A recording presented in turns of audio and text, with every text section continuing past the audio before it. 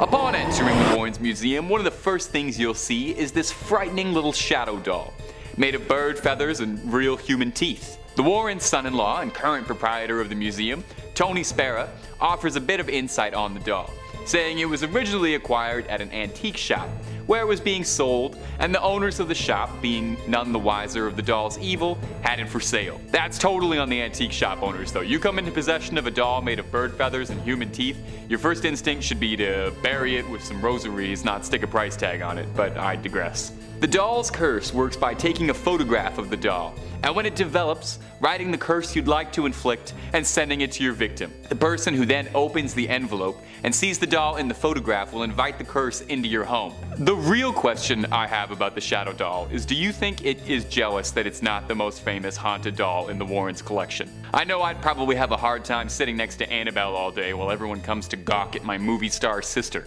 No wonder the doll is cursing people. If you're having fun, drop a subscribe and catch new scary videos every single day.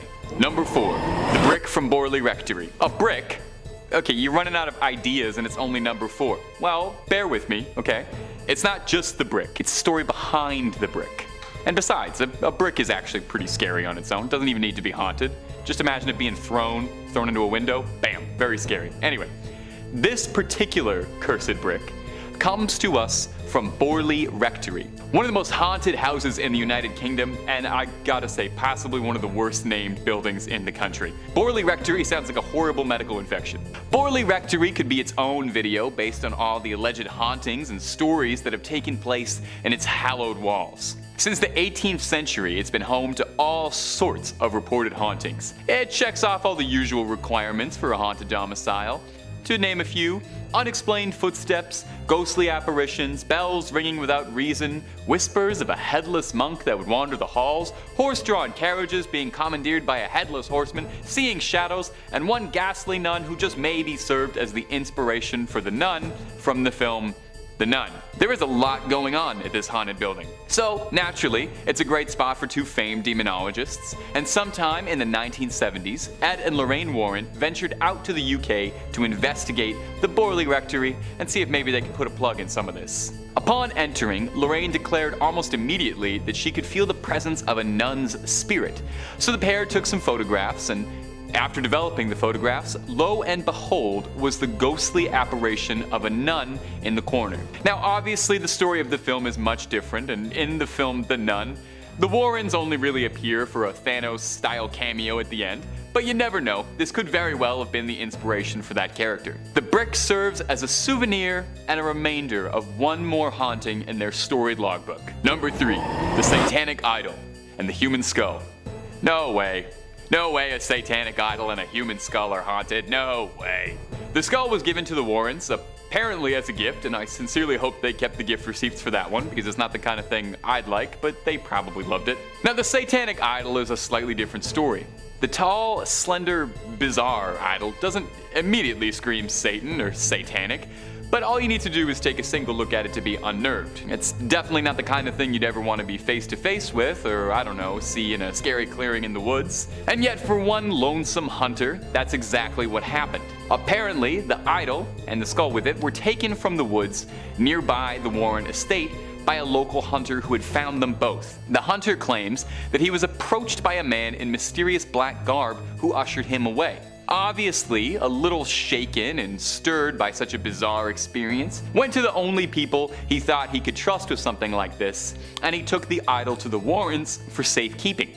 Now, after he brought it to them, Lorraine Warren fell deeply ill almost immediately after bringing the idol into their home, with no one able to correctly diagnose what was happening to her. Ed believed that his family was being targeted for welcoming the idol into their home. You'd think that a pair of storied demonologists like this would have seen this coming, but you know, we all make mistakes. Lorraine recovered, obviously, and although no details emerged on how she did or what they did to purify and cleanse the idol, we can assume most likely it was probably blessed, exorcised, and doused in holy water of some kind.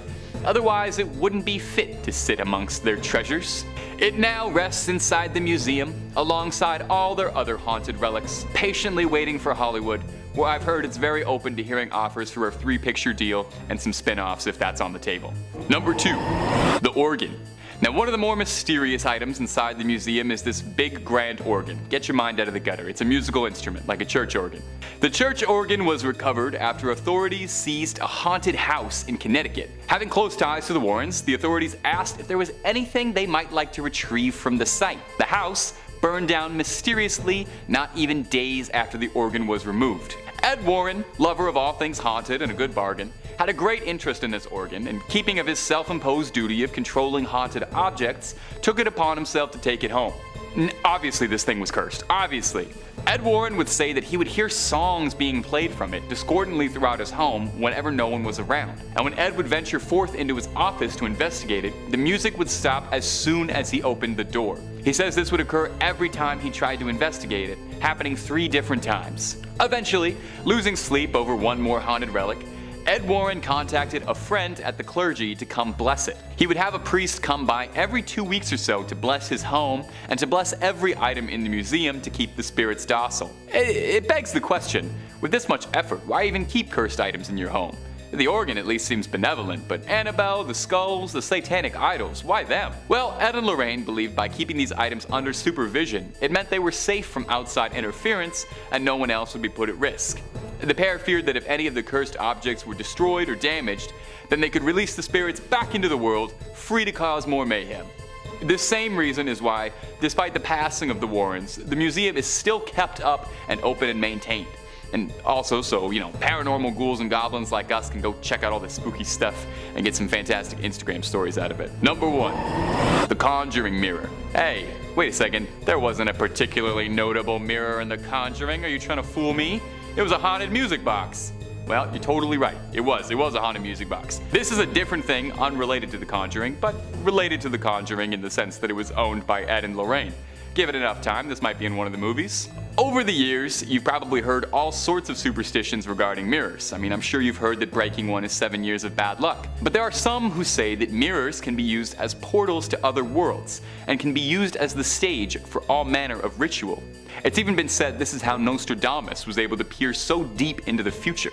This desire caught the attention of one Stephen Zellner, a Connecticut native who wanted to try a little soothsaying of his own. He acquired the mirror and performed a ritual on the art of kleptomancy, dangling the mirror from a thread into a pool of water, where supposedly, if performed correctly, you'll be able to see visions in the reflections below. Well, as the story goes, for Zellner, it worked, and he saw brief glimpses of his future, but didn't see the spirits that had been kept inside the mirror which he invited into his home, wreaking all manner of havoc on him. Doors would slam shut, drawers would fly open, objects would be hurled across the room, the poltergeist classics. Knowing that he'd invited something dark that he couldn't handle into his home, he reached out to the church for an exorcism and was referred to Ed and Lorraine. The pair exorcised the spirits back into the mirror, sealing them back.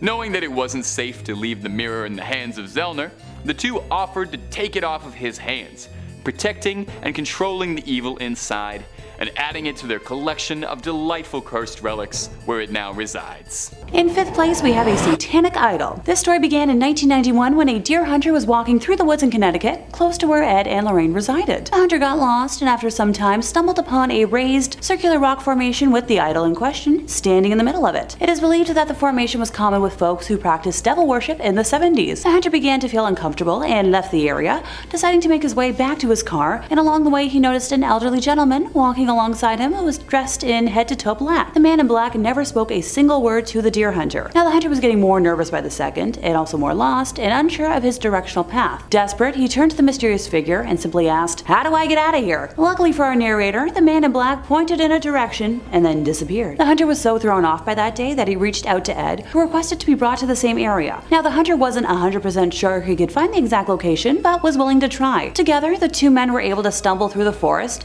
and without the aid of the man in black this time, found the rock fountain. Ed removed the demonic idol from the area and placed it in the museum, and that's when things got a little weirder. Approximately 3 days after removing the idol, Lorraine collapsed for no known reason, and she was transported to the hospital where no one could identify what was wrong with her. Thankfully, after 3 more days, she recovered. Now Ed believed that this was caused by the gentleman in black, who was believed to have been a high priest in a satanic cult, as a form of payback for removing the satanic idol. In 4th place, we have a conjuring book. So one night, after returning home from a night out with Ed, Lorraine was reviewing the calls left on the answering machine when she found one from a distraught woman who introduced herself as a Mrs. Sandy Foster, who nervously described a very distressing situation and begged the Warrens to return her call. So even though it was like 12:40 in the morning, Lorraine immediately tried to call her back, and while the phone rang continuously, the connection was broken. Lorraine tried a few more times, going so far as to contact the phone operator and the operator's supervisor, who ran tests on the phone line and frustratingly didn't find anything weird. The next day, when the Warrens returned home from church, Lorraine immediately phoned the Foster home again. This time, Mrs. Foster answered the phone on the second ring and mentioned that the phone had never rang the night before, and Lorraine made the decision to go pay the Fosters a visit that afternoon. She and Ed arrived at around 2 p.m. and met not only Mrs. Foster and her husband, but also their 3 offspring, Abby, Joel, and Hannah, who had experienced most of the phenomena. Ed arranged his recording gear on a nearby table while Lorraine asked her permission to walk the house, which she was immediately granted. Mrs. Foster brought up that her daughter Meg, the 3 offspring, Abby, Joel, and Meg, who had experienced most of the phenomena. Ed arranged his recording gear on a nearby table while Lorraine asked her permission to walk the house, which she was immediately granted. Mrs. Foster brought up that her daughter Meg had always been interested in the occult and had purchased a book on conjuring as a gift for Meg, and based off of the description Ed gave of it, I believe it was a copy of the Ars Goetia. Now Meg admitted to attempting to summon a few of the spirits in the book, but had lost hope because nothing had happened. Ed prompted further, asking for specifics on the experiences that had happened in the last week when only the younglings were home. So, let's set the scene. The boys were already in bed, and Meg had just taken a shower. After going downstairs to make sure the doors were locked and, the lights were off, Meg returned upstairs to the sounds of running water, and the faucets had turned back on without any human's touch. Now downstairs, the lights and the radio had turned back on as well. Meg went downstairs and watched the radio dial moving on its own. After turning it off again, she got halfway up the stairs when she felt an icy cold hand touch her on the shoulder, just for a second in the dark. Now Meg bolted up the rest of the stairs, into her room, shut the door, turned off the lights, and hid under her covers. Outside the door, sounds of heavy footsteps caused her to suddenly shake under her covers. And then, more noises joined in with the mysterious steps. A door downstairs slammed shut, accompanied by furniture being pushed around and crashing, almost as if an angry person had broken into remodel. When Meg was able to open her eyes again, she saw a silver light come out of the woods and glide into her room. The next thing she knew, some hand yanked her hair 3 times. Each time it pulled harder, until the 3rd time it made her eyes water. Now, she ran into her brother's room for safety, and he confirmed that he was also terrified by hearing the assorted unknown noises, accompanied by loud whispering he could not make out. The duo eventually gathered enough courage to call their parents at the home they were at, but by the time the adults returned, all of the paranormal action had paused, and they were convinced the offspring were making it up. On the second occasion, everything that happened was almost the same as the first, but this time they involved the family dog, who was snarling at something that no one could see. Now, Joel remembered it as strange because the dog was deaf and could barely hear noise. So when the Wards were hiding in a bedroom on this occasion, instead of a silver figure, they saw a dark purplish cloud that they were unable to look at directly. So Lorraine at this point had returned and reported that she had experienced an inhuman presence throughout the home and asked Meg if she possessed, black conjuring candles in her room. And when she responded yes, Ed told the family that he and Lorraine could handle everything, but they should maybe head out for a drive while it was happening, for safety. Ed and Lorraine got to work the moment the Fosters left, determined to discover the true nature of the spirit's presence in order to dispel it. For provocation purposes, Ed used a crucifix and holy water, scattering the water at all 4 points of the cellar floor, and saying aloud, "In the name of Jesus Christ, I command all spirits, whether human or diabolical, to leave this dwelling and never return." On the first floor, Ed repeated the same procedure in each of the rooms. This process, known to any exorcist as binding, requires the infesting spirit to either show itself or move on. Having bound the cellar and all downstairs room without incident, the Warrens were ready to approach the second floor, where they knew difficulty was lurking. But as they prepared to act, a telepathically projected feeling of dread came over them, which is a distinct indication of an inhuman demonic presence. They pressed on and began climbing the staircase to the second floor, but as hard as they tried, neither Ed nor Lorraine could get any more than halfway up, pushing against them with some impenetrable, unyielding force. So slowly, the Warrens backed down the stairs so as not to be knocked over backwards. And at the bottom of the stairs, for a brief second, diabolical laughter rang out. So, annoyed, Ed threw more holy water on the stairs, which caused the pressure to diminish enough to let them reach the top. They were able to bind almost all the rooms without incident, saving Meg's for last. Ed swung the door wide open, and he and Lorraine immediately felt the need to take a step back from the horrible sense of misery emanating from the room. With a steely composure, Ed walked into the room, cross in hand. Though no physical presence was there to be seen, the bedroom was freezing cold. One last time, Ed threw holy water in all 4 corners of the room, commanding, "Give us some sign of departure or an exorcism will be conducted here this very day. Almost instantly, the morbid sense of misery began to drain away, and the temperature in the room gradually returned to normal. So Meg's bedroom did contain those black conjuring candles, occult vestments, and books containing the rites for rituals of all sorts. Ed placed the items in the gal's trash basket, set them out in the hallway, and then sealed the room by reading a prescribed prayer of sanctification. He brought them back to his home for safekeeping, and that's one copy of the Ars Goetia I have no need to read. Thank you. See? I've told y'all, don't summon beings! In third place, we have a shadow doll. Among one of the first haunted items visible to those who visit the Warren Occult Museum is a shadow doll, which boasts bird feathers and a genuine human tooth, and she's just overall terrifying to look at. I'm calling it now, she better join that TV universe one day. For reference, a shadow doll is a statue or deity of sorts that is made specifically for harm to be used at the center of curses. I happen to know the steps for the most common curse, and while I'll leave out a step for safety, I promise I'll elaborate. Now, the caster would first need to take a picture of the doll, write a curse on the back of the photo, and then send it to whoever the curse is aimed for. You know, hopefully you've got their mailing address. The person who receives the picture with the curse will sadly invite that curse into their lives. Oh, almost forgot. The doll is also going to appear in that person's dreams, so enjoy your nightmares, folks. While not too much is known about the origins of this specific doll, it was initially purchased in a secondhand store under the assumption that it was simply, an antique. I've got a couple of old dolls myself, and I'm shuddering to think about what they would do if activated by any kind of curse. Some of them talk enough already. In second place, we have black magic mask, which is a concept in theosophy, mysticism, and the paranormal, of a materialized thought form, typically in human form such as an imaginary friend or being that is created through spiritual practice and intense concentration. In simpler English, the masks act as a representation of the practice, which is a form of mysticism that involves creating sentient and autonomous beings separate from oneself. The concept of tulpas and their creation, including the word tulpa, come from a closed Tibetan Buddhist practice, with tulpa being a Tibetan word for a creature of the mind. Tulpas did not become part of Western paranormal lore until around the 1970s, and those who practice have been cited as wearing masks similar to Halloween ones in order to take on the appearance of whatever the mask looks like. If anyone is curious about modern practices and appropriations of tulpamancers, the interweb origins can be traced back to 4chan message boards in 2009, and I'm not going to elaborate on just how awful that sentence was to utter.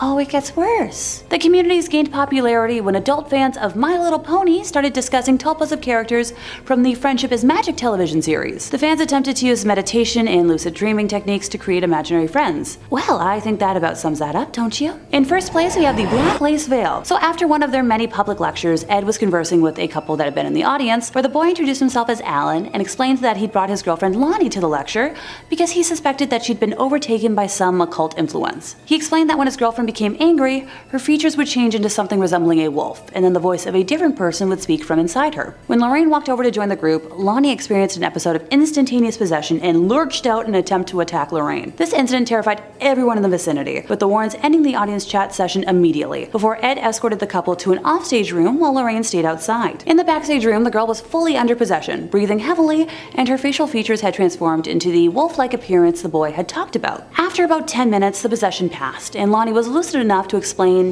dealing with memory loss, along with losing hours and days of her life over the last 3 months, which is a symptom common in possession. She went on to share that originally her now boyfriend, Alan, had refused all of her advances and bribery attempts at becoming hers, and she had resorted to visiting a store prominent in selling tools to help with witchcraft, purchasing there a book on the black arts, and later that night performing a ritual for acquiring lovers. This ritual involved, you guessed it, the black lace veil, on top of which she placed a crown of goat horns before renouncing God in her baptism, along with swearing allegiance to Satan, finishing the ritual by washing down the vow with a cup of animal scarlet elixir. About a month after Lonnie performed the ritual, Alan began paying her the attention she craved, making her entitled world perfect. What she hadn't counted on, however, was that she was now in debt to the demonic, having given them permission to enter her life. Ed knew immediately that Lonnie would have to undergo an exorcism as soon as possible, and made contact with a priest the next morning, who was able to come assist with the procedure. Upon arrival, the priest insisted on testing the spirit, so he instructed Lonnie to close her eyes and slowly count to 20, while his assistant stood behind her and placed a cross around 6 inches behind her head. The entity possessing the girl suddenly went wild, screaming, "Take it away, it burns!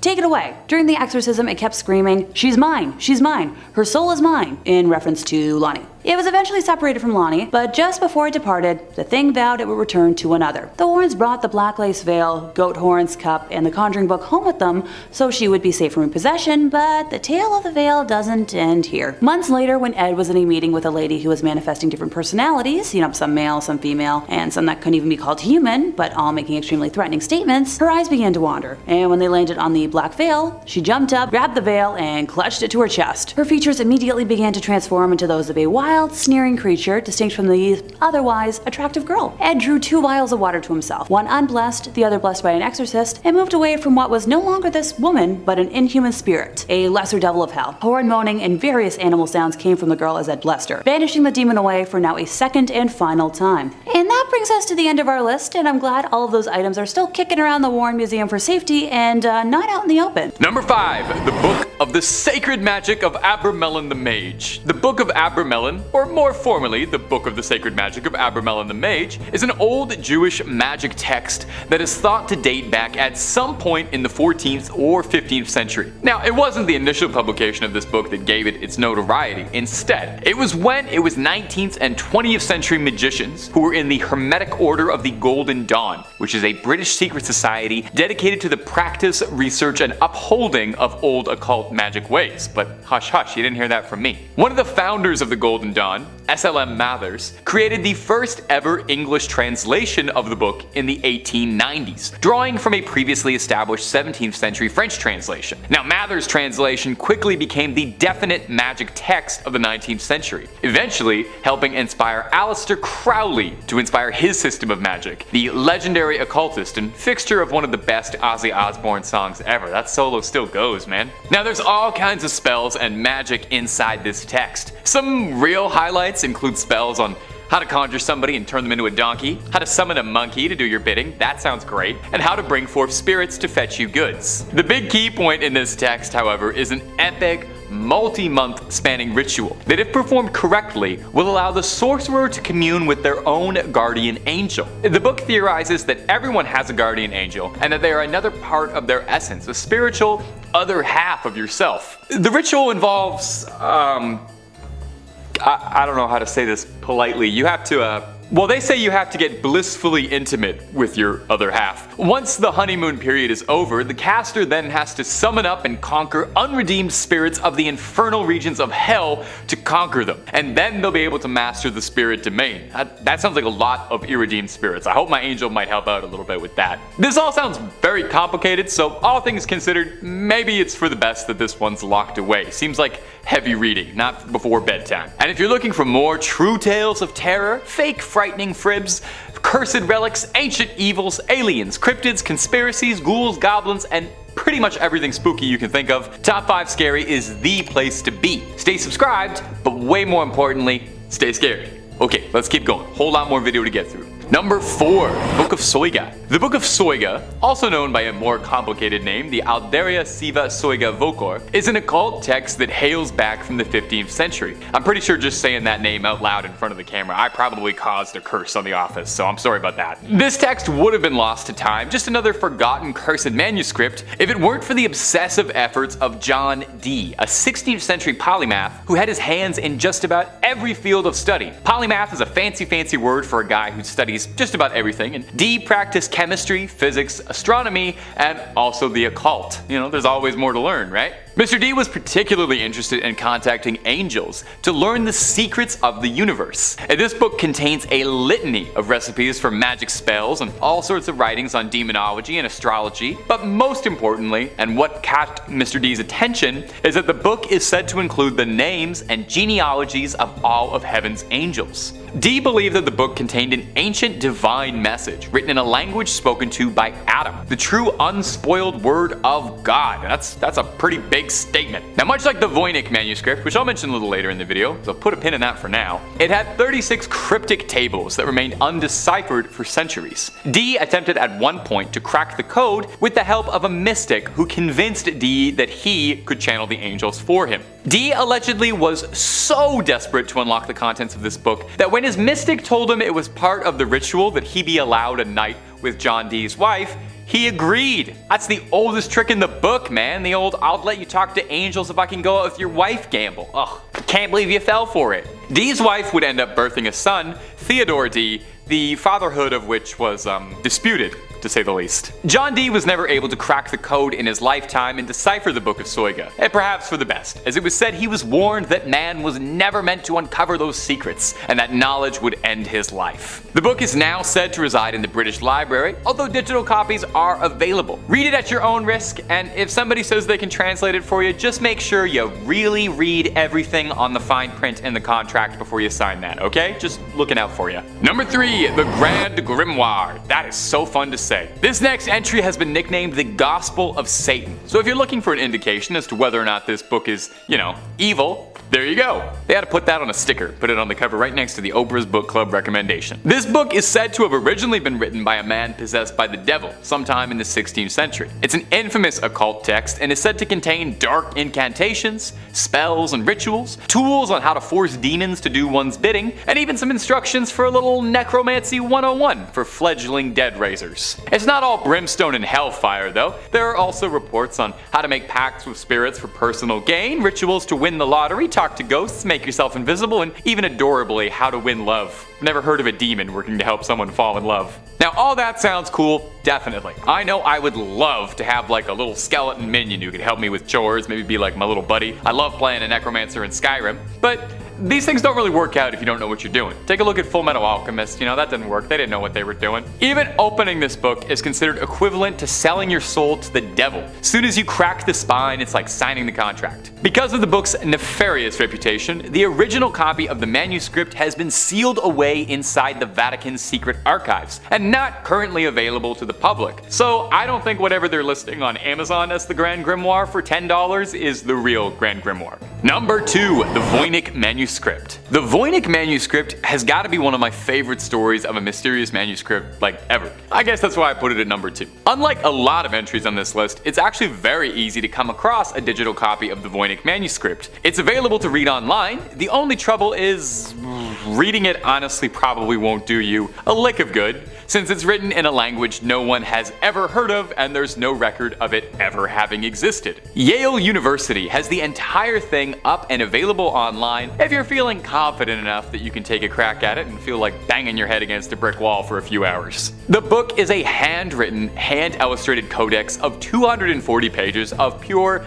mystery, featuring gorgeous illustrations and typography, and what the book is about is your guess is as good as mine, honestly. Carbon dating suggests that it stems from the 15th century, and analysis of the style of the text and illustrations within suggests that it could have been penned during the Italian Renaissance. But just about every single aspect of this thing is shrouded in mystery. We don't even know what it's truthfully called. The Voynich manuscript is the name it was given after the initial owner, Wilfrid Voynich, purchased it in 1912 and brought it to public attention for the first time. Sorry, not the first owner, I'm sure several other people owned it before him. As such, the language inside the book is occasionally referred to as Voynichese. Now some pages are missing, lost to time completely, and the pages we do have are just a puzzle. Some are foldable sheets of various sizes, some pages have wondrously drawn diagrams or illustrations showing things like plants, some fictional, some real, and astrological symbols, drawings of people. Over the years, there have been several efforts to try and decode and document the book and figure out just what it is.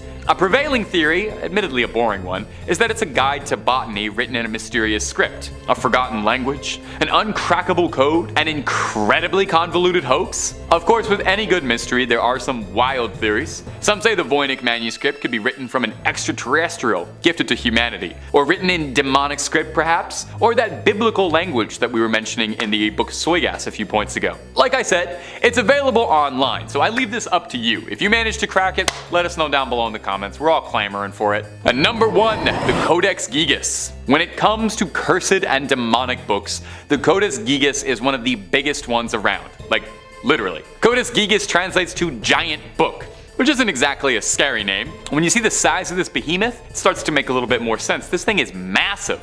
2 feet long. Now, giant oversized illuminated manuscripts were pretty common around the area the book was penned, but this one stood out for its immense size and the dark rumors surrounding the supposedly cursed text. Don't even try reading this thing, just lifting it'll give you a hernia. That's the curse. It's occasionally been dubbed Satan's Bible due to the legend surrounding its origin. It's a good story, so get cozy. Supposedly, the legend goes that a monk by the name of Herman the Recluse, which is also what they used to call me, was condemned to death for heresy and was to be walled up alive and starved. In a desperate plea to save himself, Herman tried to convince the prior and the abbot as a whole that if he could pen a manuscript to honor God's glory, and that it would contain all of human knowledge and all of human history in one book, and if he could pen it in one night, he would be let free. The abbot agreed, thinking this was, of course, impossible. Herman wrote until midnight, wearing his fingertips down, and in a moment of desperation, made a prayer to Lucifer and asked for his eternal soul in exchange for the book's completion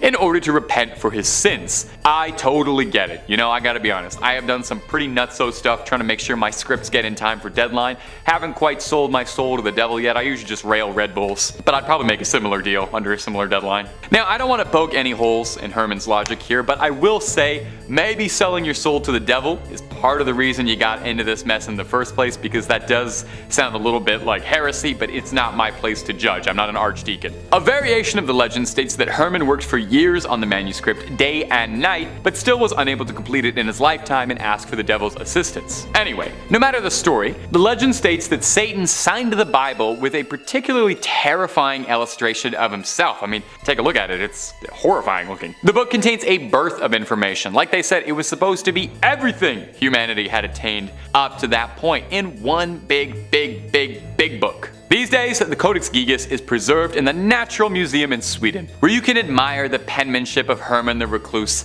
and his ghost author, Satan. In fifth place, we're starting with a lesser-known artifact from the Warrens' home. What appears to the innocent eye as nothing but a long black spike, perhaps left over from a construction project of sorts, holds a history of sadness and evil doing. Being the oldest item listed today, its history dates back to its use in the 1700s. While the name of the witch it belonged to has been lost to time, the spike was originally used in a black mass ritual, in an attempt to summon Satan himself to this world. The witch we're speaking of had attempted to curse the stake over the course of her pregnancy, hoping that it would become strong enough to take the soul of her womb in exchange for the devil. During the ritual, she plunged the stake into the flesh as sacrifice, but while it strengthened her relationship with Satan, it did not succeed in bringing him to Earth. The stake was passed down as a family heirloom, bringing a feeling of longing and sadness to any that held it, until it was finally acquired by the Warrens. Moving along to fourth place, we're discussing the only item on this list that's made its way to Hollywood: Bathsheba's jewelry box. In January 1971, the Perron family moved into a 14-room farmhouse in Harrisville, Rhode Island, where Carolyn, Roger, and their 5 daughters began to notice strange occurrences almost immediately. It started with events that most of us probably wouldn't even register. Carolyn would notice that the broom went missing or seemed to move from place to place on its own. See, I'd personally be chalking that up to my ADHD. 2 young girls of the home began to notice spirits around the house. Carolyn then brought it upon herself to research the history of the home and discovered that it had been in the same family for 8 generations, and that many of them had passed under mysterious or horrible circumstances. The most haunting spirit in the home is that of the witch, Bathsheba Sherman. Fairly well off, Bathsheba and her husband Judson had a son, Herbert L. Sherman, born when Bathsheba was approximately 37 years old. While the couple gave birth to 3 others, they weren't able to survive past the age of 7. One of the passings of a neighbor's child in her care drew public attention during a post-mortem examination, when it was determined that the fatal wound was caused by a large sewing needle that had been impaled at the base of the skull. It's believed that Bathsheba took offense to Carolyn moving into what she considered her home and wanted to take back that control. The most notable incident being one afternoon when Carolyn said that she had been lying on the sofa and out of nowhere felt a piercing type of pain in her calf, and then the muscle began to spasm. Upon examination, she noticed a puddle of blood at the point of impact. She checked for bees or anything else that could have caused the puncture in her leg, but found nothing. In her daughter's book, Andrea Perron described the wound as perfectly circle, as if a large sewing needle had impaled her skin. Now, if I were to summarize the entire hell the Perron family endured for the decade that they lived in what they refer to as the Old Arnold Estate, we'd be here for an hour. But during one of the last instances where the Warrens were called in to help the ailing family, they removed the box from the home after thoroughly blessing it, believing that it was acting as a conduit for Bathsheba's demonic energy to affect the home.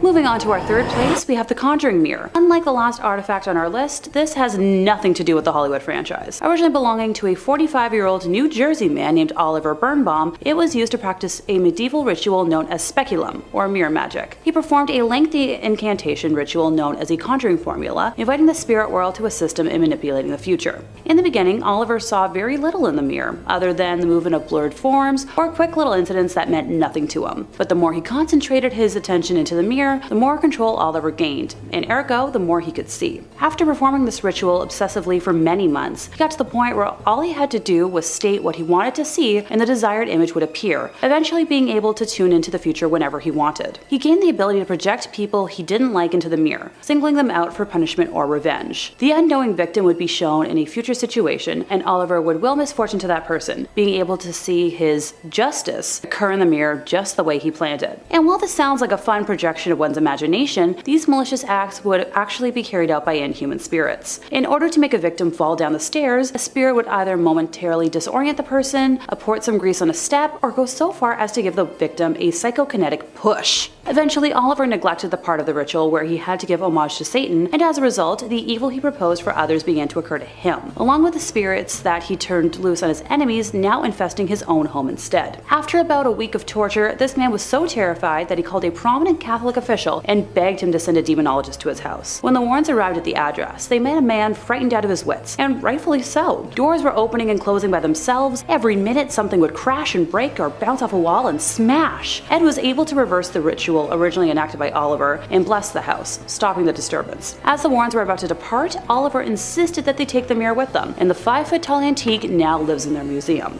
In second place, we have the black lace veil. Now, while I obviously love the idea of a cute gothy aesthetic, this is anything but. After one of their public lectures, Ed was conversing with a couple that had been in the audience, where the boy introduced himself as Alan and explained that he'd brought his girlfriend Lonnie to the lecture because he suspected that she'd been overtaken by some occult influence. He explained that when his girlfriend became angry, her features would change into something resembling a wolf, and then the voice of a different person would speak from inside of her. When Lorraine walked over to join the group, Lonnie experienced an episode of instantaneous possession and lurched out in an attempt to attack Lorraine. This incident terrified everyone in the vicinity, with the Warrens ending the audience chat session immediately, before Ed escorted the couple to an offstage room while Lorraine stayed outside. In the backstage room, the girl was fully under possession, breathing heavily, and her facial features had transformed into the wolf-like appearance the boy had talked about. After about 10 minutes, the possession passed. Lonnie was lucid enough to explain dealing with memory loss, along with losing hours and days of her life over the last 3 months, a symptom that is common in possession. She went on to share her background. She was a girl wealthy enough to buy whatever she wanted, but money can't always buy love. Originally, her now boyfriend Alan had refused all of her advances and bribery attempts at becoming hers, and she had resorted to visiting a store prominent in selling tools to help with witchcraft, purchasing there a book on the black arts, and later that night performing a ritual for acquiring lovers. This ritual involved, you guessed it, the black lace veil, on top of which she placed a crown of goat horns before renouncing God and her baptism, along with swearing allegiance to Satan, finishing the ritual by washing down the vow with a cup of animal life force. You know,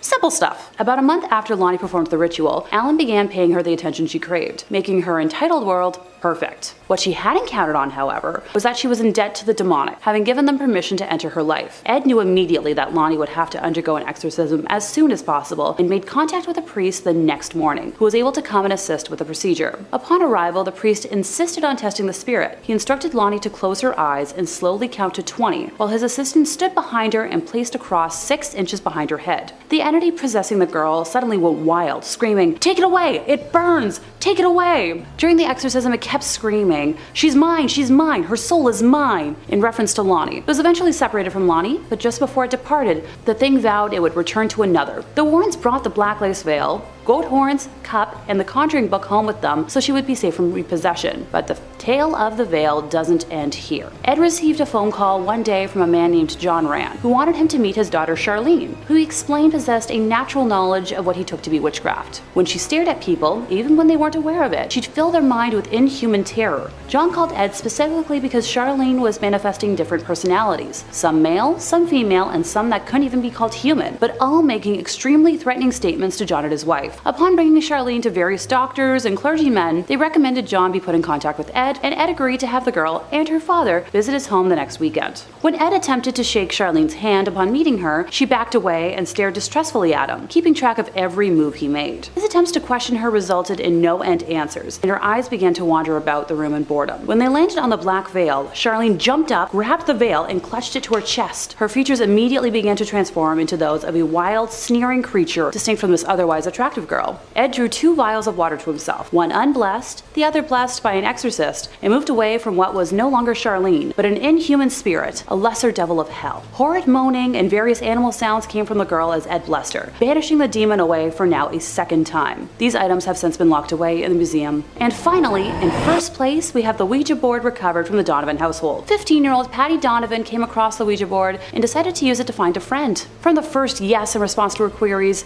Patty was hooked. She spent months falling in love with a spirit she believed to be in love with her, telling it intimacies about her everyday life. After about a year of telling all of her secrets to the board, Patty had become emotionally dependent on the spirit, asking it one night to reveal her future. During the very long session, it laid out a scenario of Patty's life for the next 6 years, providing specific details, right down to the date of the birth of her first child and the fact that she would have a total of 3 children by 1978. All information that would eventually prove true. Being as dependent as she was, on the evening of March 2nd, Patty now pleaded for the spirit to manifest. The next morning, Theodore Donovan found the spark plug wires pulled out of his car, the rubber hoses unfastened, and the fan belt cut out when he was attempting to start his vehicle. Not much later, Patty attempted to start her car. It was discovered later that the internal engine had been completely disassembled. That week, other incidents of apparent vandalism occurred around the Donovan house. Foundation shrubs were yanked out of the ground, roots and all. On the roof, a 6-foot cast iron pipe, which held electrical wires, was found bent at a 90-degree angle. On Friday, March 8th, Ted marked 1 flat on the kitchen calendar. No sooner did Patty get her car back from the shop than one of her other tires lost air. The next day, Saturday, her father made the same entry on the calendar, although this time it seems the tire had been cut with a knife. In the meantime, Patty could no longer raise her invisible boyfriend on the Ouija board. Night after night, she tried to communicate, but the planchette would simply slide over to goodbye. She had no idea that her ethereal beau had actually manifested in the form of a supernatural vandal. By the second week of March, material damage to the house and cars had become so troublesome that Ted had complained to the police. When they arrived, he pointed out the destruction done to the garden plants and shrubs, the exterior of the house, and the apparent intrusion into a locked garage to puncture the tires and tear engines apart. Before leaving, the policeman assured Ted that they'd keep an eye on the property during night patrols. Later that second week, after work, Ted and his wife Ellen were sitting in the kitchen with their son Brian when all 3 heard something smash against a wall somewhere inside the house. Cautiously moving to investigate, they found a gaping 18-inch hole in the plasterboard wall in Brian's room. Just as upsetting was the fact that the jagged edges of the plasterboard were pointing inwards, with the blow coming from inside the walls. Listening in the dark that night, Ted heard the sound of a board being pried loose, but after checking the entire house thoroughly, found no loose boards. The house was further plagued by loud noises every night that only escalated in frequency and volume, along with further unexplainable damage to the walls. On April 1st, furniture began to levitate, with a 250-pound dresser flinging its contents while flying erratically. Rocks had also begun to rain from the sky, pelting only the Donovan house, which the police bore witness to. Ted eventually broke down at work and explained the horror of his to his supervisor, who urged him to reach out to the Warrens. Ted instead tried moving his family into a hotel at first, and the spirits followed the family there, destroying the room and making so much noise that the family was thrown out of the hotel and forced to return home. Finally contacting Ed and Lorraine, they arrived in Maine as quickly as they were able to, finding the home in complete disarray. Lorraine said nothing, although at the time she sensed in the home the presence of entities so numerous and threatening that she had to fight with herself to keep from going back outside. After a lengthy tour of the house, Ed and Lorraine conducted an interview with the entire family, where Patty's history with the Ouija board was revealed. The Warrens then contacted the Catholic Church to begin the process for an exorcism to be granted, which sadly took a month. The family experienced many more unexplainable horrors during that time. Oh, let me know in the comments if you'd like me to go through their entire story in another video. After the exorcism took place on May 2nd, the family was finally free of the demonic torment, but left with over $5,000 in damages to their home, which would be over $30,000 in today's money. And now that I'm wishing I lived for my old cross necklace in my jewelry box this morning, that's the end of our list. Honestly, with all of the artifacts the Warrens have collected over the years and the details they've shared with the public, it was a struggle to narrow it down for today. Let me know in the comments if I should share more. Number 5, Annabelle. Well, it just would not be the Warrens without Annabelle. She's easily the most famous thing in their collection, and let's be real, probably one of the most famous dolls on the planet. You know, Barbie, Annabelle. Do you ever wonder if they ever thank her for all the good publicity she's given them? By now, I'm sure if you're watching watching this video, you know the story of Annabelle, the haunted doll that they kept captive, but I'll run it by you again in case you don't. It was given to a nursing student as a gift from her mother, and within days, things started getting scary. Notes would appear around the house scrawled in red liquid that read out terrifying messages like, "Help me." Allegedly lunged at the girl's boyfriend one night, and well, after a doll comes alive and lunges at you, you call some help, and then Ed and Lorraine were called in to exorcise the demon inside Annabelle. In the end, they keep her locked up very tight, surrounded by rosaries and holy water to ensure the demon inside can't harm anyone anymore, and they keep her locked up except when they wheel her out for publicity events and take her to conventions. While Annabelle has enjoyed quite the career as a movie star, the real Annabelle is locked away to keep the evil dormant. In this footage, we're treated to some up close and personal glamour shots of Annabelle in the flesh, or stuffing, I guess, locked tight in her cage. The footage comes from Tony Spera, the son-in-law of Ed and Lorraine Warren, who's gonna get mentioned a whole heck of a lot in this video. He takes us on a brief tour of the museum, getting a real up close to it. Even through a YouTube screen, you can feel some evil radiating off this doll. Now sadly, if you're a big Warren superfan and you want to go check out the museum, unfortunately it's closed right now, but they are hoping to reopen it. So one day Annabelle can get back to scaring her fans in person like she always has.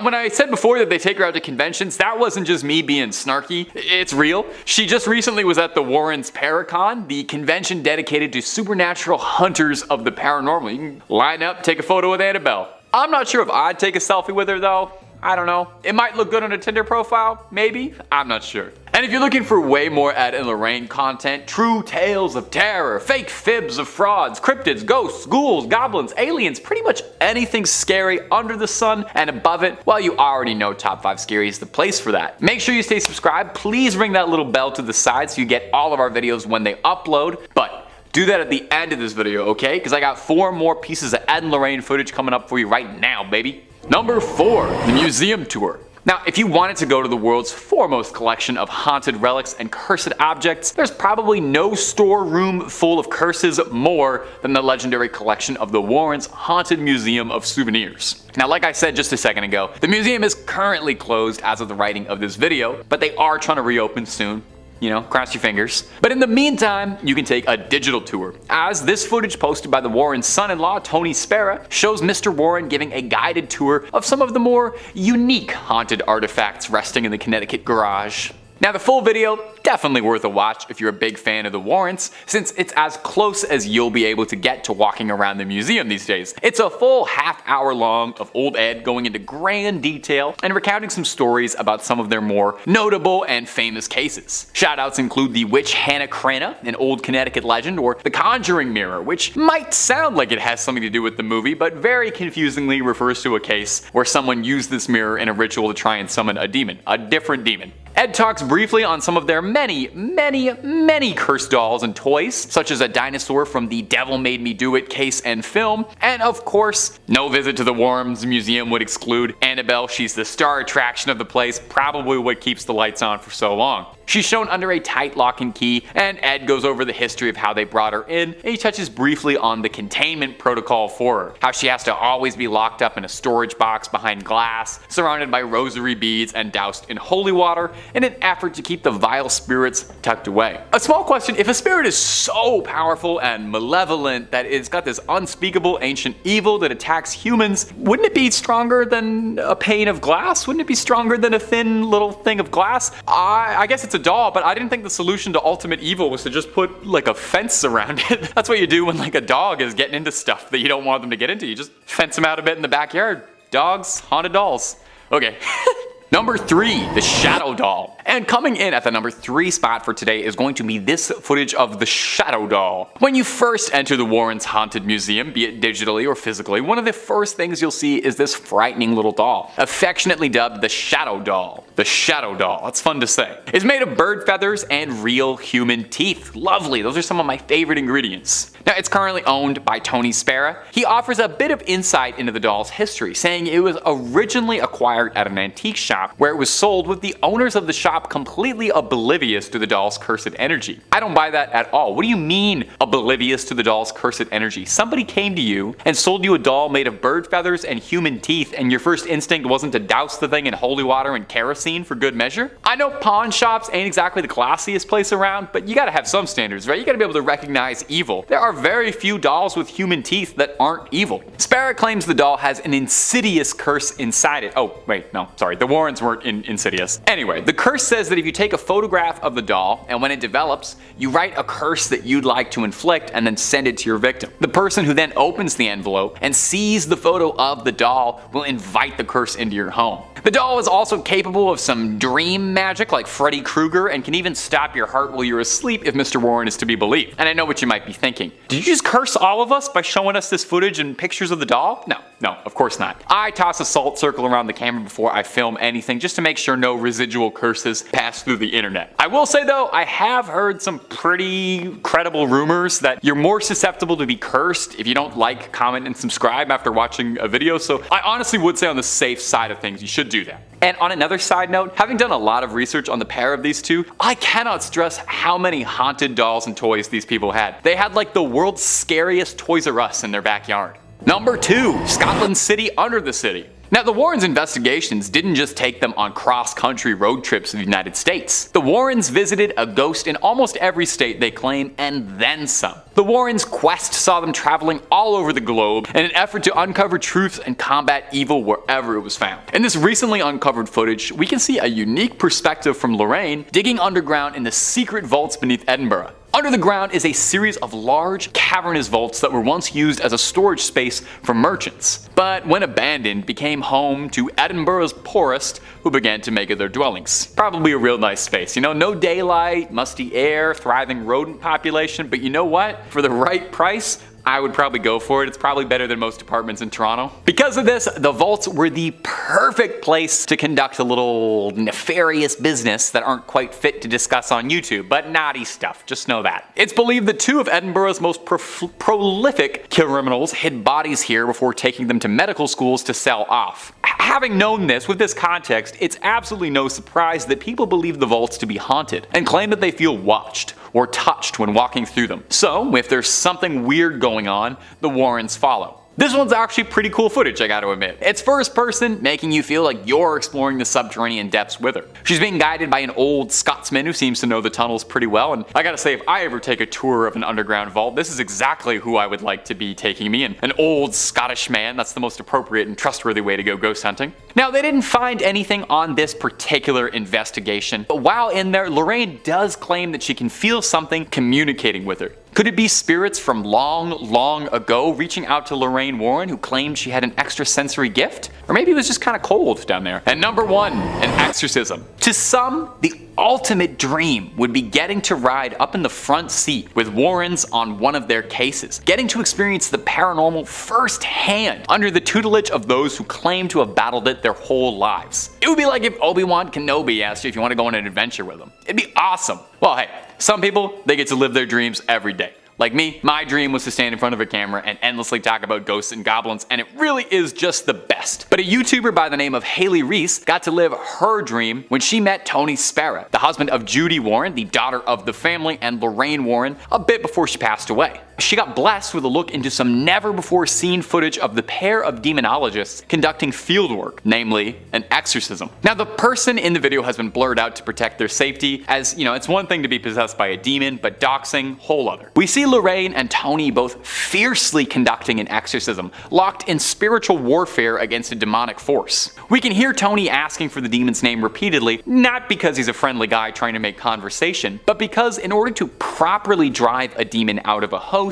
you need to know its name. The name said, Beelzebub. Now, there is a little bit of a discrepancy whether or not Beelzebub and the devil are considered different entities, really depending on what book and depending on who you ask. Sometimes they are, sometimes they aren't. Either way, it's very bad news to have inside of you. Worst part is apparently that wasn't even the only demon inside there. It was like a clown car of demons inside one guy. Not enough room.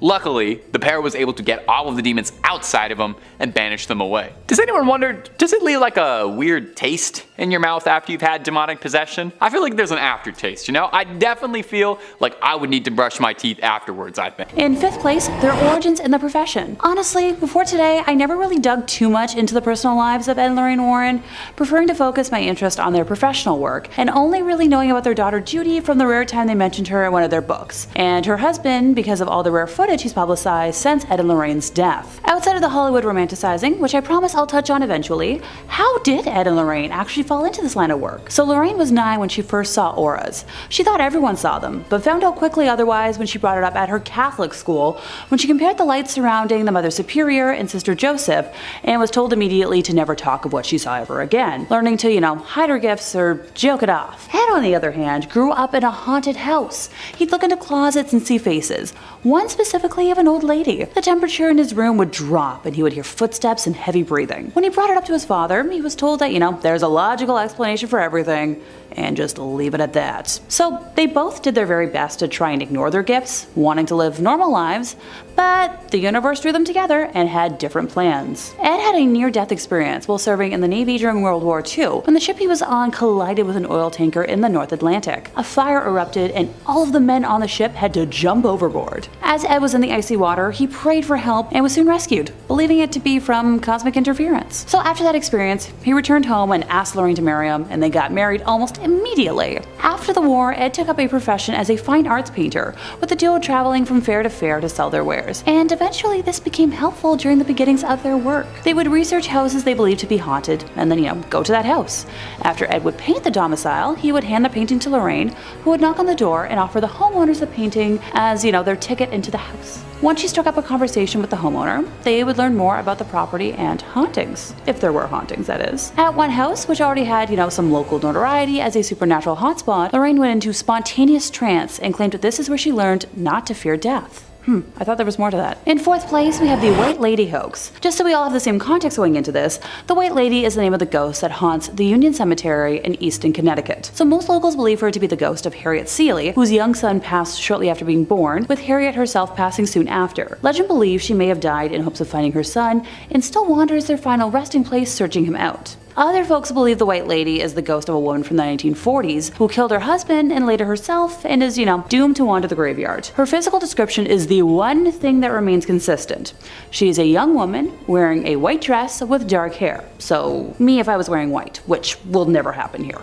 I promise you that. It seems as if she enjoys scaring the daylights out of the living, which, once again, my kind of gal. Many who have witnessed her believe that they have almost hit her with their vehicle, only to find no trace of her once they pull over. Others claim they have often seen her hovering slightly above the ground around the cemetery, going back and forth amongst different gravestones. Now, Ed Warren was obsessed with her and has gone on record as being, determined to capture footage of her on film. Once he was able to do so, he kept the tape for himself. Yeah, he hoarded that tape like it held the secrets to the universe, or, like he was the US government with all the proof they have of alien life. He allowed a select few people to view it while, it was being held in his personal archives, and none were ever allowed to further analyze it on their own time. I'm raising an eyebrow right now in suspicion. And once again, if I had a red flag, I'd be waving it right here. So since the passing of both Ed and Lorraine, their son-in-law, Tony Spera, has released the footage in its entirety to YouTube. The tape shows an apparent white human figure moving behind some tombstones. Similar to videos of UFOs, Bigfoot and the Loch Ness Monster, the figure is at that perfect distance and resolution so a shape can be seen, but we don't have any details that could lead to a definitive identification. A woman named Judith Penny, who I will discuss in more detail later, has said she helped Ed maintain his reputation as a ghost hunter. So what does that mean? So when he claimed to have captured the White Lady on tape in the summer of 1990, after camping out in the graveyard for a week, allegedly, Judith was the mystical being spotted on tape, masking herself with a white sheet. In 3rd place, we have Catholicism as an undercurrent. This is probably the only thing that has always bugged me, and while it might be less of like a secret in the gotcha sense, allow me to explain. Hauntings Ed and Lorraine spoke about were caused by people who refused to conform to traditional family values. Only people who submitted to the patriarchy and the church could be safe in their eyes. Their 1980 book, The Demonologist, kind of explains it all. That Ouija boards would get you haunted, but so would reading books about witchcraft, owning an image of a non-Christian deity, or attending conscious raising groups. The horror in Amityville was supposedly aggravated when the unlucky homeowners engaged in the unholy pagan practice of meditation. Addiction, depression, and disobedient children were all satanic. Hate, rage, despair, misery, drunkenness, and a sense of worthlessness will attract the demonic in a snap, according to Ed. One story in The Demonologist centers on a young woman who succumbed to evil after being fornicated with against her will. I do own this book, and I remember that not sitting super well with me. It was essential not just to stick with the status quo, but to be satisfied, with Ed going on record as saying, that a happy home is one's best defense, and even the most powerful exorcism will be effective only if you keep up an emotional atmosphere that does not attract such entities. And while I do believe this to an extent, not so far as Ed does. That atmosphere would involve going to church, by the way, saying that once a week was a good start. Yeah, I don't go to church. When you really think about it, the Warrens' entire basis of work kind of relied on victim blaming, evil that could, only happen to people who were already evil themselves. So personally, I don't agree with this whatsoever. Bad things do happen to good people, and not just because they don't follow Catholicism doesn't make someone evil. If you don't see what I'm seeing, allow another quote from Ed to help clarify things. People who do negative or patently unnatural things are essentially doing the devil's work for him, and actually attract negative spirits to their side. Ed Warren was the homophobic brand of Catholic. Yes, I'm fully aware that not all Catholics observe this, and while most do not, Ed fell under that specific strain that sadly does. As a queer gal who didn't fully learn this until today, it kind of broke my heart that people who were so open to helping others and the unknown could be so close-minded. In second place, we have fraudulent items in the museum. So Ed and Lorraine were investigating numerous cases from the 1950s until they passed, right? And they founded like a whole society devoted to the research and investigation of the paranormal in 1952.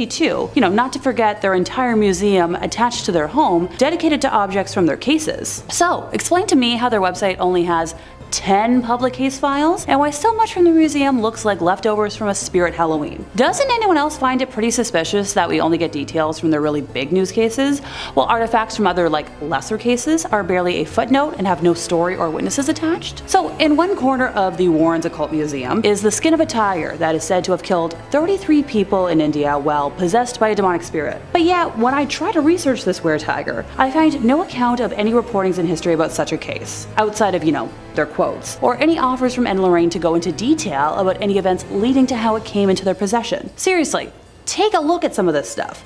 Given what I know about modern day Satanism, that idol looks like a papier-mâché alien mock-up. Well, most folks who practice Satanism don't actually pray to any sort of idol, or to the devil himself. But sure, for a moment I'll pretend like that's real, and move on to the, black magic skull, which just looks like a cheap haunted house prop for a glow-in-the-dark room. Ditto for the, chilling masks. You know what, actually that's a lie. I've seen cosplayers make better masks. I'm not going to even try to rationalize the skull with horns, or the recreation of the Witch of Monroe. Y'all don't need to see me fuming right now. In first place, their personal life. So if you watch the film franchise, you'd think Ed and Lorraine had a pretty ideal, wholesome, perfect Americana family style life. But the reality isn't so shiny or pure, despite what, they preach all the time. In the early 1960s, Ed Warren initiated a relationship with an underage woman with Lorraine's knowledge. Ed was in his mid-30s when he met Judith, who was exactly half his age. Yucky. Having not yet gained enough fame as a self-trained demonologist to pay the bills, Ed was working as a city bus driver in Monroe, Connecticut, while Judith was a student at Central High School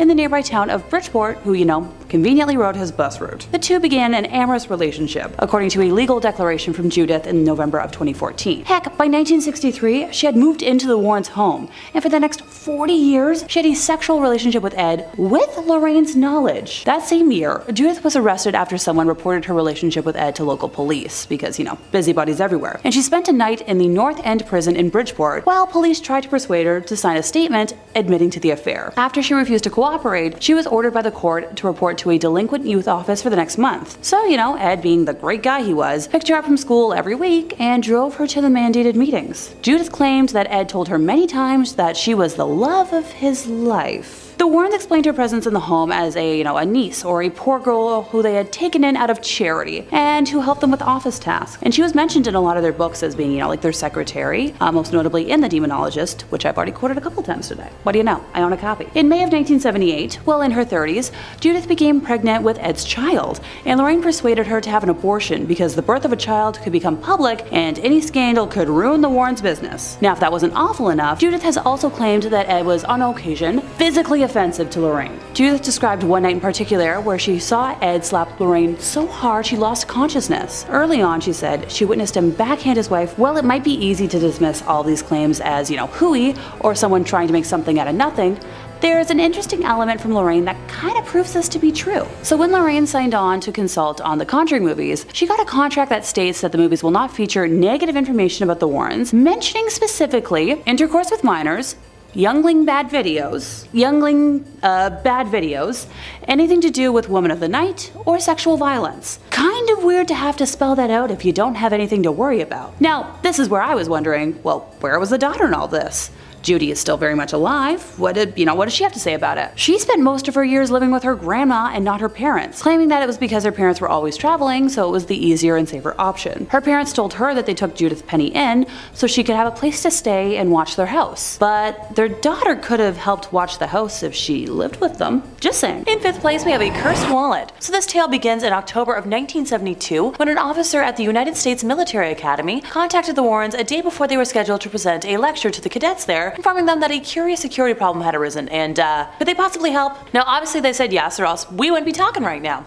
So the next day at a little past 4 in the afternoon, they entered the gates of the academy and were escorted to the office of Major Donald Wilson. So the major went on to explain how an unaccountable breach of security was occurring in the home of West Point's commanding general. Ed asked the major if he knew the nature of the problem, to which the man replied that there was a ghost in the general's quarters. So the Warrens were soon escorted to meet the general and his wife, where they were directed into a sitting room, where the general explained that nothing macabre had happened. A number of curious incidents had occurred without any kind of explanation. So, some background: in the basement of that building there is a private study that at the time was kept locked and secure. But no matter how many times the bunk in there was made up, it was always found ripped apart later. Upstairs, ghosts had been seen flitting about the house. Oh, and personal belongings and other important articles were regularly found missing. The man emphasized not stolen, but just missing temporarily. Later, all these stolen items would be found upstairs, neatly laid out on the dresser in the general's bedroom. So he asked Ed if this could be, caused by a ghost, and Ed confirmed that it was indeed a possibility, and probably like a human ghosty and not a demonic spirit. Lorraine offered to walk throughout the home to try and, establish where the spirit might be present, while Ed and Major Wilson headed for the basement with the key to the downstairs study. As usual, the bunk was torn apart as though someone had been sleeping in it. Well, nothing else was disturbed. So while Lorraine did her walk through the house, she picked up impressions of the powerful individuals who had spent time in the home in many years over the years, but hardly any sense of a mischievous spirit. She offered to enter a trance state later that evening, after the presentation, to attempt to contact the spirit, and the group, was like, alright, you do you, let's try this. So much later that night, after the events of the day, the group made its way upstairs to the MacArthur bedroom. All lights were turned off but one, and Lorraine closed her eyes. She described seeing a black man wearing a dark uniform with no markings, who was overtaken with a sense of fear, guilt, and lack of acceptance. He told her that he'd been accused of killing, and his cell was in the basement, but the army had exonerated him of that crime. He was very sorry, and could not hold his sorrow any longer. He told her that his name was Greer, and spelled it out clearly for Lorraine, and she was able to convince him to pass over into the light.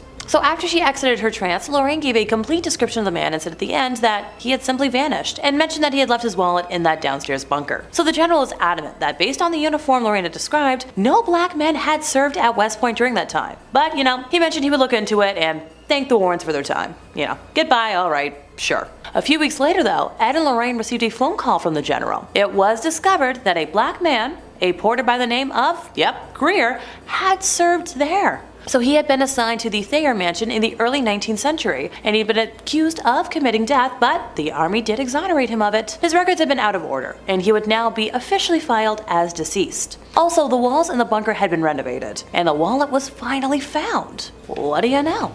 The army offered to mail it to the Warrens just to be safe, and it has stayed in their museum ever since. In 4th place, we have the Snedeker family rosary beads. And as you might expect, this true story begins in the witching hour, in the wee small hours of the morning. Because if rosary beads aren't scary enough. One night, very late at night, Ed and Lorraine were contacted by this family who had just moved into a house on Meriden Avenue in Southington. Specifically, the mother of the family unit and a niece who came to stay with the family were on the phone. And, so originally what they found and bought was a big and seemingly welcoming home. But what they didn't know when they bought it was that it was a former funeral home. Oh, and fun fact, the morticians at the funeral home were allegedly involved in necrophilia, or performing sex acts with corpses. And What used to be the showroom for the coffins was now where the younglings were. And just down the hall from that was the place where the bodies were prepared for viewing.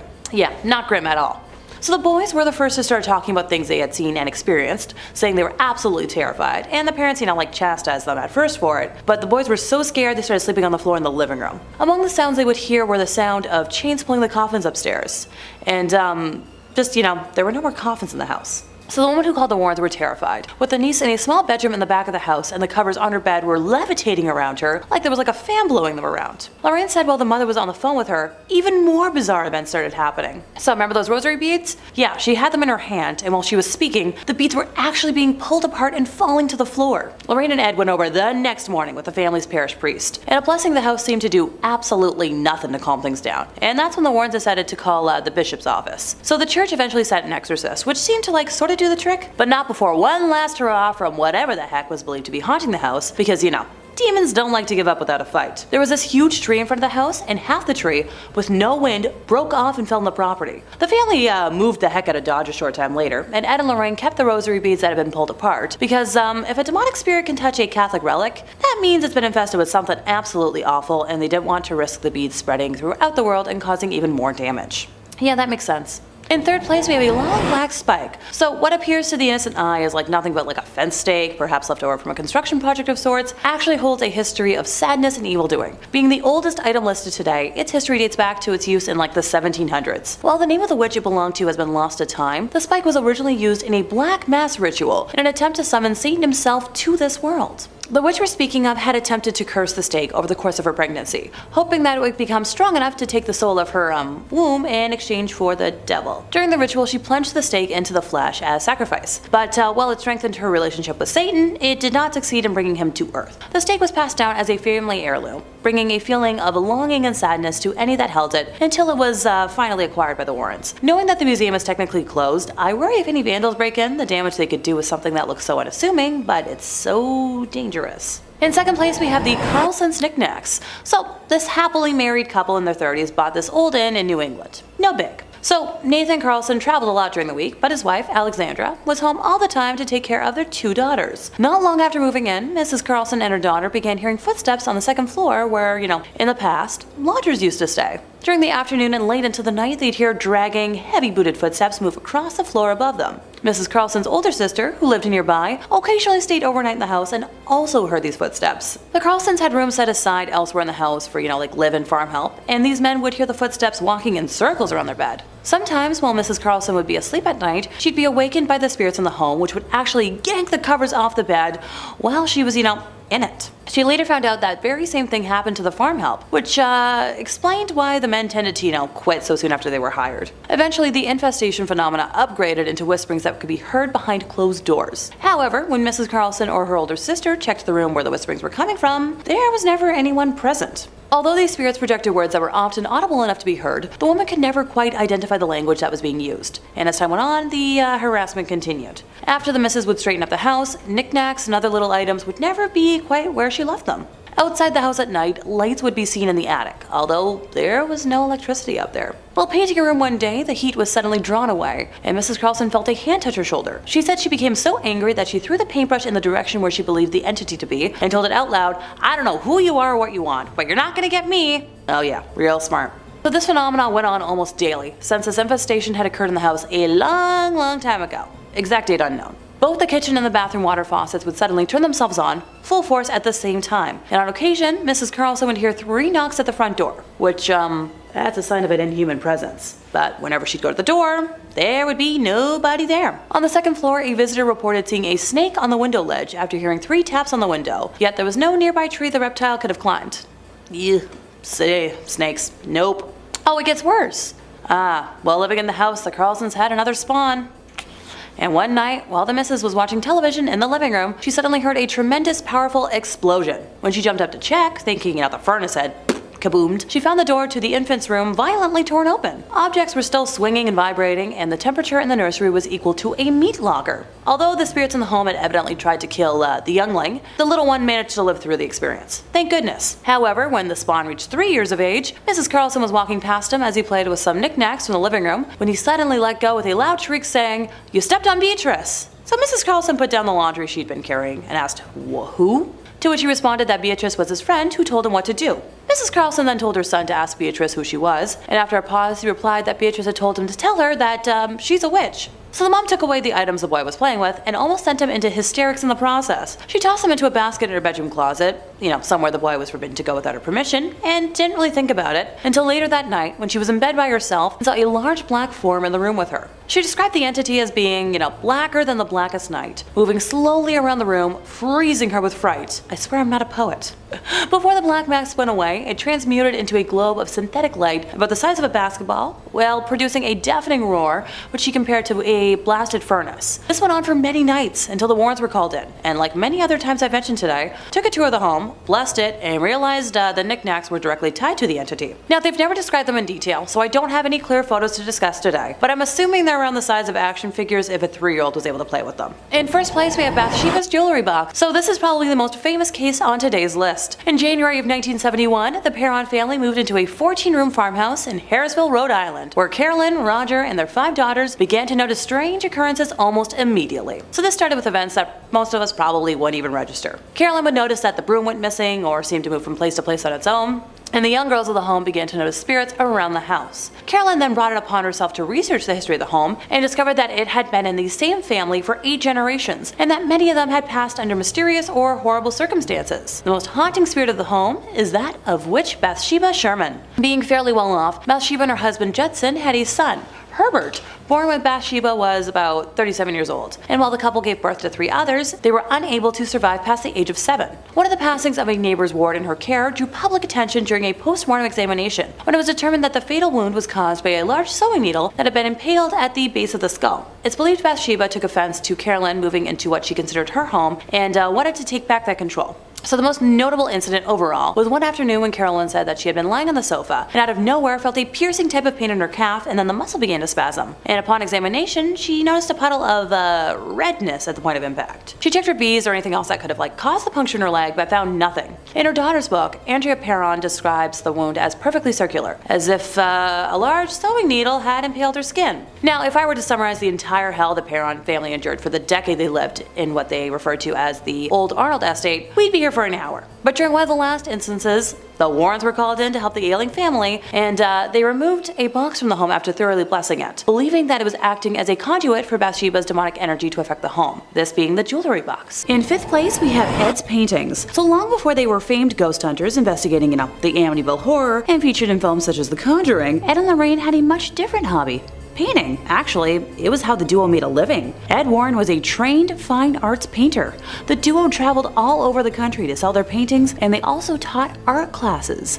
The couple used Ed's paintings as a way to gain entry into houses they wanted to investigate. They would research houses they believed to be haunted, and then drive to the house. After Ed painted the house in question, he would then hand the painting to Lorraine, who would go up, knock on the door, and offer the homeowners the painting, which would usually turn into a conversation about the property and the hauntings. This process was how their investigative career began. Ed became known for his barn door art, painting tranquil winter scenes on stained pine, which was all the rage for adorning the wood grain halls of any home in the late 60s, and apparently these paintings are now quite rare. Many of his paintings that have been photographed feature different haunted houses, and examples of his art and calligraphy style are displayed throughout the museum. In 4th place, we have black magic masks. These fall under the practice of tulpa, which is a concept in theosophy, mysticism, and the paranormal, of a materialized thought form, typically in human form such as an imaginary friend or being that is created through spiritual practice and intense concentration. In simpler English, the masks act as a representation of the practice, which is a form of mysticism that involves creating sentient and autonomous beings separate from oneself. So, an imaginary friend? The concept of tulpas and their creation, including the word tulpa, come from a close-in Tibetan Buddhist practice, with tulpa being a Tibetan word for creature of the mind. Tulpas did not become part of Western paranormal lore until the 1970s, and those who practice have been cited as wearing masks similar to Halloween ones in order to take on the appearance of whatever the mask looks like. I guess that explains why I've seen many cheap-looking Halloween masks in the video walkthroughs from the museum, so I suppose I'll retract my statements that I made about how pathetic they look. If anyone is curious about modern practices and appropriations of tulpamancers, the interweb origins can be traced back to 4chan message boards in 2009, and no, if you don't know what that means, I'm not going to elaborate on just how cursed that sentence was to utter. Oh, it gets worse. Alright. The communities gained popularity when adult fans of My Little Pony started discussing tulpas of characters from the Friendship is Magic television series. The fans attempted to use meditation and lucid dreaming techniques to create imaginary friends. Look, I knew someone back in high school who fell under that subculture, and he was the furthest thing from mentally stable. The guy had people munching fantasies as well. Time to move on before I get nightmares again. In third place, we have a satanic idol. So this story began in 1991 when a deer hunter was walking through the woods in Connecticut, close to where Ed and Lorraine resided. The hunter got lost and after some time stumbled upon a raised, circular rock formation with the idol in question standing in the middle of it. It is believed that the formation was common with folks who practiced devil worship in the 70s. The hunter began to feel uncomfortable and left the area, deciding to make his way back to his car, and along the way he noticed an elderly gentleman walking alongside him who was dressed head to toe in black. Now the man in black never spoke a single word to the deer hunter. The hunter was getting more nervous by the second, and also more lost and unsure of his directional path. Desperate, he turned to the mysterious figure and simply asked, "How do I get out of here?" Luckily for our narrator, the man in black pointed in a direction and then disappeared. The hunter was so thrown off by that day that he reached out to Ed, who requested to be brought to the same area. The hunter wasn't 100% sure he could find the exact location, but was willing to try. Together, the men were able to stumble through the forest, and without the aid of the man in black this time, found the rock formation. Ed removed the demonic idol from the area and placed it at home in his museum, and that's when things got a little weirder. Because, you know, a man in black spotting and weird forest stuff isn't weird enough for us. Approximately 3 days after removing the idol, Lorraine collapsed for no known reason, and she was transported to the hospital where no one could identify what was wrong with her. Thankfully, after 3 more days, she recovered. Red flag time! 3s and 6s are very popular numbers amongst the demonic scary people and things that you want to avoid. Ed believed that this was caused by the gentleman in black, who was believed to have been a high priest in a satanic cult, as a form of payback for removing the satanic idol. Now, this idol remains in the Warren Museum to this day, and honestly, I think it looks like a papier-mâché masterpiece of an alien, but please let me know in the comments if anyone out there has a different opinion. In second place, we have a shadow doll. So among one of the first haunted items visible in the museum to visitors is a shadow doll, which boasts bird feathers and a genuine human tooth. Unlike the other dolls included in the museum, I'd consider this creature more of a sculpture. Ergo, why she made her way to my list today. Also, she's just overall terrifying to look at. I'm calling it now. She better join the TV universe soon. So a shadow doll is a statue or deity of sorts that is made specifically for harm and to be used at the center of curses. I happen to know the steps for the most common curse, and while I'll leave out a step for safety, yes, I promise I'll elaborate. So the caster would first need to take a picture of the doll, write a curse on the back of the photo, and then send it to whomever the curse is aimed for. The person who receives the picture with the curse will sadly invite that curse into their lives. I'm thinking, oh, totally forgot. The doll will also appear in that person's dreams. While not too much is known about the origins of this specific doll, it was initially purchased in a vintage store under the assumption that it was, simply an antique. I have a couple of antique dolls myself, and I'm shuddering to think about what they would do if activated by any kind of curse. They've already got enough of a personality. Thanks. In our first place, we have a copy of Crying Boy. So when Bob Smith was a young child in the 70s, he became fascinated by a painting in his grandmother's house. The painting was a cheap print of a well-known piece and was hung on the living room wall. The photo depicted a boy who was a similar age to Bob, and for some reason, looked sad and downcast, with tears brimming from his troubled eyes. A few years after the painting went up on the wall, there was a devastating kitchen fire in the house. While the kitchen was destroyed, the rest of the house was undamaged. The painting was eventually sold in a garage sale to Ed Warren himself. For years it puzzled Bob why his grandmother got rid of the painting, until he read a series of articles about a cursed painting. Yep, that painting was The Crying Boy. That's the title of the painting. The Crying Boy was one in a series of paintings by artist Giovanni Bregolin that was completed in the 1950s. The series depicted young, teary-eyed younglings. While it may seem strange to want an image of a weeping child on your wall, the pictures proved popular all over the world. For example, in the UK alone, over 50,000 copies were sold. The children represented were often poor and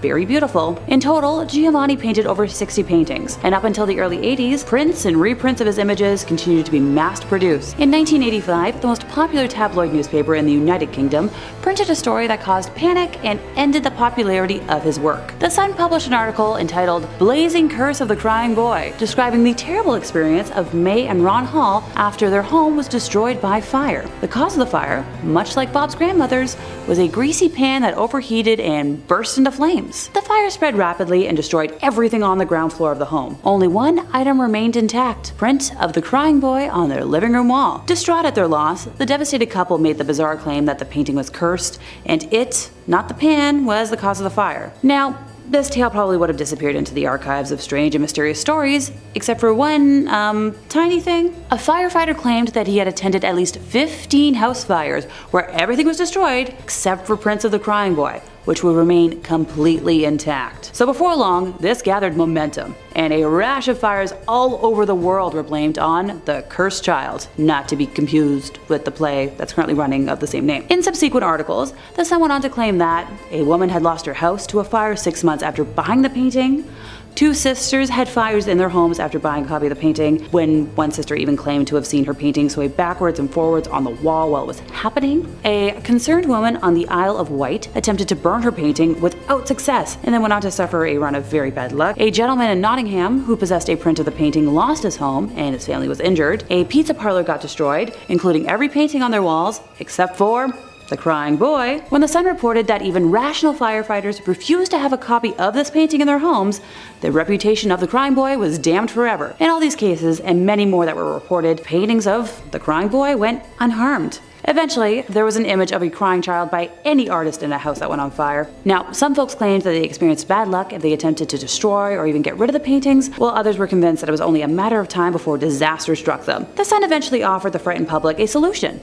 On Halloween night of 1985, hundreds of the paintings were collected together by the newspaper and burnt under the supervision of the fire brigade. So, why would this seemingly innocent series of paintings be cursed? Theories ranged from the little boy being from a Romani family who placed a curse on the artist, to others claiming that the subject of the painting had died in a fire and his spirit was trapped in the art.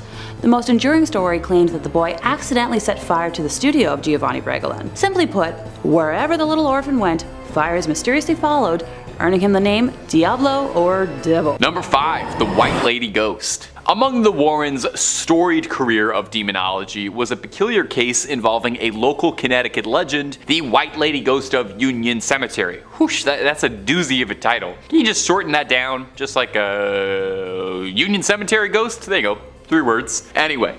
Union Cemetery dates back 400 years, and it's said to have been haunted by this one notable ghost in particular. Now, exactly where she came from, nobody's quite sure, Nobody's got an exact date and time. Some speculate that she's a woman who lost a child in childbirth and hasn't been able to move on to the afterlife and still seeks out her child. Others speculate that she's a ghost of a victim who was dumped into a sinkhole near the cemetery and is unable to move on while the crime goes unpunished. The fact that we don't even know her name, I'm sure that's probably bothering her somewhat too. The only things anyone can agree on is that those who say they've seen her claim that she's dressed in a bright white nightgown and has her head and face concealed with a white bonnet. A particularly good ghost story says that in the late 90s, a firefighter responding to a call nearby to the cemetery said that a woman in a white dress jumped in front of the truck and landed behind him. When he leapt out of the vehicle, there was no body on the ground but a dent in the hood. So naturally, such a popular ghost would have to catch the attention of Connecticut locals Ed and Lorraine Warren, and this rare footage is Ed filming the cemetery looking for proof of the White Lady. We'll play some of it for you now, and you can try and make out what's happening. It won't be the easiest. Ed Warren claims you can see the ghost walking behind in the shadows and turning to look at him. Now, Ed Warren said that this evidence was so important it had to be locked away to be studied by the New England Society of Paranormal Research, but not to burst anyone's bubbles, it kind of looks to me like they locked it away because it's not really that impressive. You let me know if you could see what they were trying to get me to see, because personally I just see some blurry lights in a dark graveyard. But maybe I'm not opening my third eye enough. If you're looking for more ghost videos, stories of the Warrens, hauntings, possessions, exorcisms, and a whole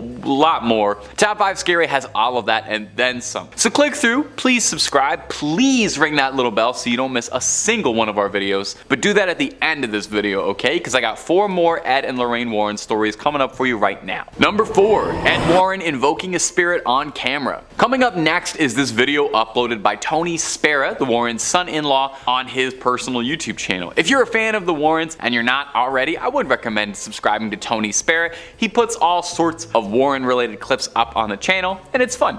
Now, it's hard to say much about this particular video because it was uploaded without a whole lot of context. The video doesn't really mention a date, a location, or a case, or anything else like that. It's a bit troublesome because the Warrens have said to have worked on hundreds of cases over the years, so this could be any one of them, or maybe it's just one of the lesser, less exciting cases that got pushed to the side. They can't all get made into movies, Now in the video we can see Ed filming what looks like a fairly normal 70s living room, although the room is definitely haunted. You can tell right away from that liminal yellow wallpaper color.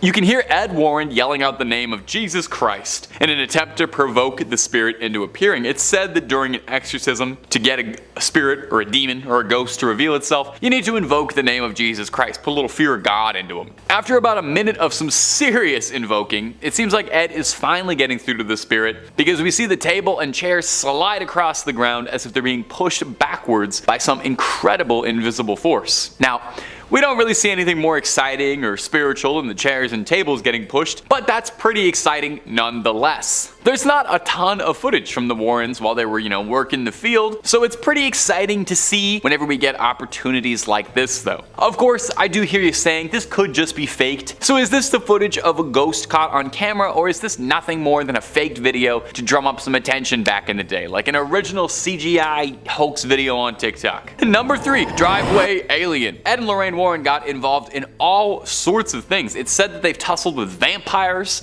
with werewolves. Now, we don't have it on 100% authority that they ever encountered aliens, but they definitely could have. They researched everything. So let's take a look at this weird video of what looks to be a visitor from another world touching down on the driveway. You wouldn't expect aliens to make first contact in Colorado, but hey, here we are. In this video, we can see a really scrawny little creature walking up and down Vivian Gomez's driveway. The creature had people talking because, well, take a look at it. Just what is it? It almost looks like it's got giant ears flopping around when it moves, and I'm not gonna lie to you, it reminds me a lot of Dobby from Harry Potter, so maybe he just got a sock and he's just celebrating his happiness and he's excited to be free. The woman whose driveway caught the security footage, one Vivian Gomez, had this to offer when she posted it on Facebook. So I woke up on Sunday morning and saw this on my camera, and I'm trying to figure out what the heck. First, I saw the shadow walking from my front door, then I saw this thing. Has anyone else seen this on their cameras? The other 2 cameras didn't pick it up for some reason. Sadly, her security camera only films for about 10 seconds or so this is the only footage that she was able to capture of this mysterious driveway creature. Gomez clarified for everyone that whatever it was wasn't her son. Okay, we weren't thinking that, but now we're definitely not thinking that, because she doesn't let him out by himself that late, although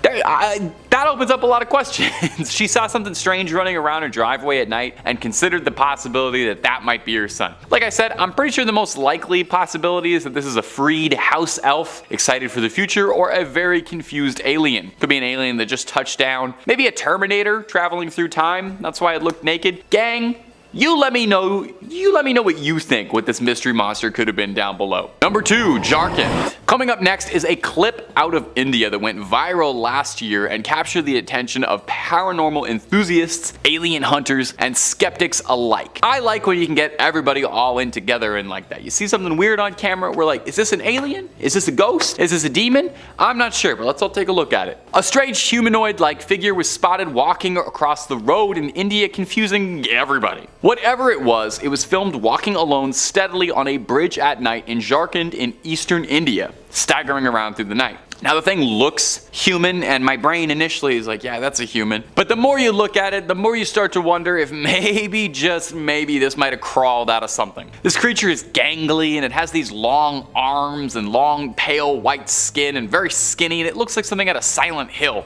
Motorcyclists were swerving out of the way of this figure, which stops and stares at them for a bit before continuing to stroll onwards. Now naturally, this got people talking, because it's not every day you see a terrifying pale figure like that. More than a few people suggested that it could be an alien walking around the streets at night, explaining why it seems so confused. Others suggested that it could be a ghost, which would be pretty spooky. I would say it does seem like it's physically present. It seems like it's physically on the road, so I'm not 100% that it's a ghost. And finally, there's the realists who have suggested that this could just be someone who had a long night and is lost and on all the substances right now, just trying to get a good night's sleep. As far as I know, no one has cracked this case, certainly not Ed and Lorraine Warren, so we may never have a satisfying answer. And number 1, the Buddhist exorcism. It wasn't just the United States where Ed and Lorraine Warren worked on their cases. If there was a call for it, the Warrens would do their best to answer. Plus, I don't know, I feel like if you only hunt ghosts in one country, then you're missing out on just so many good demons and ghosts out there. If you're a fan of the channel, and I hope you are, then you know by now just how many amazing, interesting regional monsters, myths, and cryptids there are all over the world. You can spend your whole life battling demons, but have you ever gone toe-to-toe with an Oni or a yokai, something like that? Well, maybe that's why the Warrens decided to take a trip out to Japan in the early 2000s. Maybe they wanted a vacation and a change of pace, or maybe they were looking to challenge themselves. They set out to Japan to investigate these allegedly haunted tunnels, where a number of people were reported to have died in. Ed was a World War II Navy veteran and had spent a lot of time around Japan and was fascinated in their culture and the things that he had seen while stationed there. Of course, hardly a vacation, because while they were there, they were asked to participate in a Buddhist exorcism of a young woman named Teresa who'd become the unwilling host to a litany of demons. They were aided by a group of Buddhists during the exorcism, which is probably a change of pace from their usual ordained Catholic ministers. In the clip, we can hear Lorraine doing her level best to try and cast the evil out of the young girl's body. The clip is a bit hard to watch, and that's coming from someone who watches ghost videos literally every single day of his life. You're watching someone writhe around screaming in what looks like agony. But hey, luckily they were being tended to by the experts. Ed and Lorraine Warren spoke very highly of the Buddhist monks helping them as well, saying they were cut from a different cloth. I'm not sure if that's a pun or not. I feel too, if they ever start running out of ideas for the Conjuring movies, they should definitely start sending the Warrens international. Conjuring in Japan, I already feel like that's a good premise for a movie. Or maybe, and bear with me here, the Conjuring movies should get way more wild. We already know they're only based on true stories, they're not real stories, so just have them fighting Godzilla or whatever. I would love to see Ed and Lorraine Warren try and exorcise Godzilla. You let me know who you'd love to see Ed and Lorraine go toe-to-toe against. I'd want to see what they could do with Freddy Krueger too, personally.